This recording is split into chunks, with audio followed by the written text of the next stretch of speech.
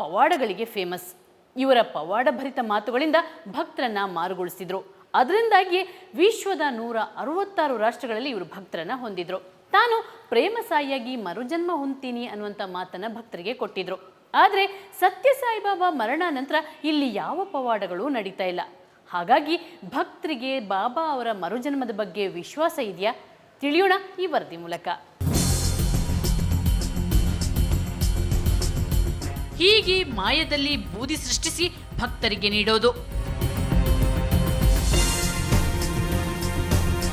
ಬಾಯಿಯಿಂದ ಆತ್ಮಲಿಂಗ ಹೊರಹಾಕೋದು, ಹೀಗೆ ಸತ್ಯ ಸಾಯಿಬಾಬಾ ಮಾಡುತ್ತಿದ್ದ ಪವಾಡಗಳು ಒಂದ ಎರಡ, ಪ್ರತಿದಿನ ಒಂದಲ್ಲ ಒಂದು ಪವಾಡಗಳನ್ನ ಮಾಡಿ ಭಕ್ತ ವೃಂದನ್ನ ಆಶ್ಚರ್ಯಚಕಿತಗೊಳಿಸುತ್ತಿದ್ರು. ಇವರ ಪವಾಡಗಳಿಗೆ ಬೌಲ್ಡ್ ಆದವರ ಸಂಖ್ಯೆಗೇನೂ ಕಡಿಮೆ ಇರಲಿಲ್ಲ. ಅಚ್ಚರಿ ಅಂದ್ರೆ ಇವರ ಭಕ್ತ ಸಮೂಹದಲ್ಲಿ ಹೆಚ್ಚಿನವರು ಶ್ರೀಮಂತ ಕುಟುಂಬಕ್ಕೆ ಸೇರಿದ ವಿದ್ಯಾವಂತರು. ಸತ್ಯ ಸಾಯಿಬಾಬಾ ಆರಂಭದಿಂದಲೂ ತನ್ನ ಪವಾಡಗಳಿಂದಲೇ ಭಕ್ತರನ್ನ ತನ್ನತ್ತ ಸೆಳೆಯುತ್ತಿದ್ರು. ಹಾಗಾಗಿಯೇ ఇవరు భక్తర పాలిన పవాడ పురుష దేవమానవ. సాయిరాము మాకు లేడని అనేది అవసరం లేదు, ఉన్నాడు మాకు ఇక్కడే.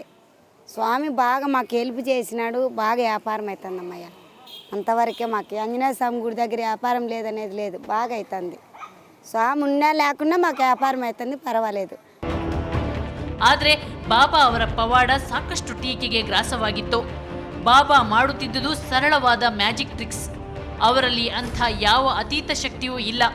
ಈ ರೀತಿ ಟ್ರಿಕ್ಸ್ಗಳನ್ನು ಮಾಡಿ ಬಾಬಾ ಭಕ್ತರಿಗೆ ಮಂಕುಬೂದಿ ಎರಚುತ್ತಿದ್ದಾರೆ ಅನ್ನೋದು ಬುದ್ಧಿಜೀವಿಗಳ ಆರೋಪವಾಗಿತ್ತು. ಬಾಬಾ ಹಲವಾರು ಬಾರಿ ಭವಿಷ್ಯ ನುಡಿದಿದ್ದರು. ಅವುಗಳಲ್ಲಿ ಮುಖ್ಯವಾದುದು ತಮ್ಮ ಸಾವು ಹಾಗೂ ಮರುಜನ್ಮದ ರಹಸ್ಯ. ತಾನು 96ನೇ ವಯಸ್ಸಿಗೆ ಸಾವನ್ನಪ್ಪುತ್ತೇನೆ ಅಂತ ಬಾಬಾ ಹೇಳಿದ್ದರಂತೆ. ಆದರೆ ಬಾಬಾ ತನ್ನ 86ನೇ ವಯಸ್ಸಿಗೆ ಇಹಲೋಕ ತ್ಯಜಿಸಿ ತಮ್ಮ ಭವಿಷ್ಯದ ನುಡಿ ಸುಳ್ಳಾಗಿಸಿದ್ರು.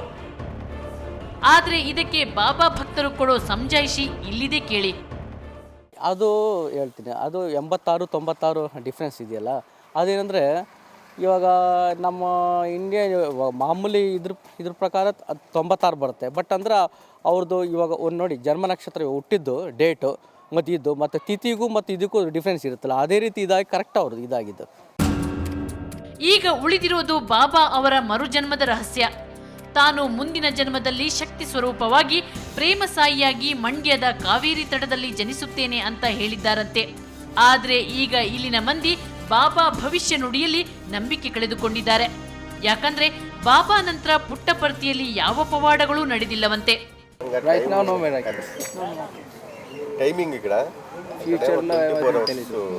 might happen. If miracle happens, then it will happen. Because some devotees home, vibhuti, sometimes. Yeah. Honey. ಜನಸಾಮಾನ್ಯರು ಕೂಡ ಬಾಬಾ ಮರುಜನ್ಮದಲ್ಲಿ ವಿಶ್ವಾಸ ಇಟ್ಟುಕೊಂಡಿಲ್ಲ. ಅದ್ರ ಮೇಲೆ ನಂಬಿಕೆ ಇಲ್ಲ ಮೇಡಮ್. ಯಾವ ನಂಬಿಕೆ ಹುಟ್ಟು ಬರೋದು, ಇಲ್ಲಿ ಮಂದಿ ಮತ್ತೆ ನೋಡಬೇಕು ಎಲ್ಲ ಮಾಡಬೇಕಂದ್ರೆ ನಮ್ಮ ಜೀವನ ನಡಿಬೇಕಲ್ಲ ಮೇಡಮ್, ಅಷ್ಟು ಆಗೋದಿಲ್ಲ, ತುಂಬ ತೊಂದರೆ ಇದೆ. ಒಟ್ಟು ನಿಮಗೆ ಮಾತ್ರ ಅಲ್ಲ, ಎಲ್ರಿಗೂ ಕಷ್ಟ, ಎಲ್ಲ ಪ್ರತಿಯೊಬ್ಬರಿಗೆ ಕಷ್ಟ ಮೇಡಮ್. ನನ್ನೊಬ್ಬರಿಗೆ ಅಂತಲ್ಲ, ಇಲ್ಲಿರೋರು ಪ್ರತಿಯೊಬ್ಬರು ವ್ಯಾಪಾರ ಆಗಲಿ, ಒಂದು ಅಂಗಡಿ ಇಟ್ಟವ್ರಲ್ಲ, ಬಾಡಿ ಗಾಡಿ ಯಾವ್ರಿಗೆ ಆಗಲಿ ಪ್ರತಿಯೊಬ್ಬರಿಗೆ ತುಂಬ ತೊಂದರೆ ಆಗಿದೆ. ದೇವ ಮಾನವನೆಂದು ಕರೆಸಿಕೊಂಡ ಬಾಬಾ ಅವರ ಅಂತಿಮ ದಿನಗಳು ಸಾಕಷ್ಟು ಅನುಮಾನಗಳನ್ನು ಮೂಡಿಸಿವೆ.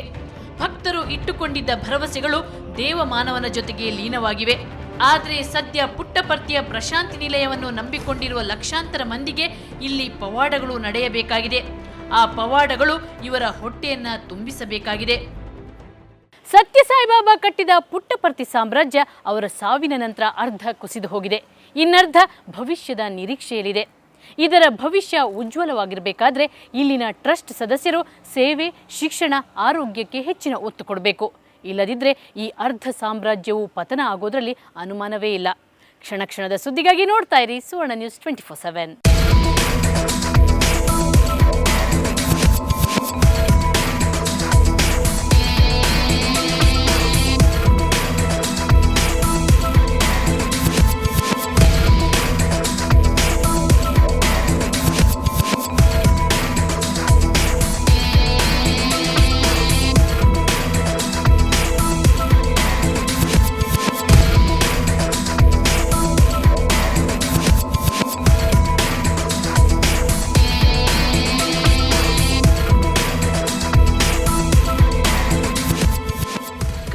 ಸ್ಟೋರಿ ಬಗ್ಗೆ ನಿಮ್ಮ ಅನಿಸಿಕೆ ಅಭಿಪ್ರಾಯಗಳನ್ನು ನಮ್ಗೆ ಕಳಿಸ್ಕೊಡಿ.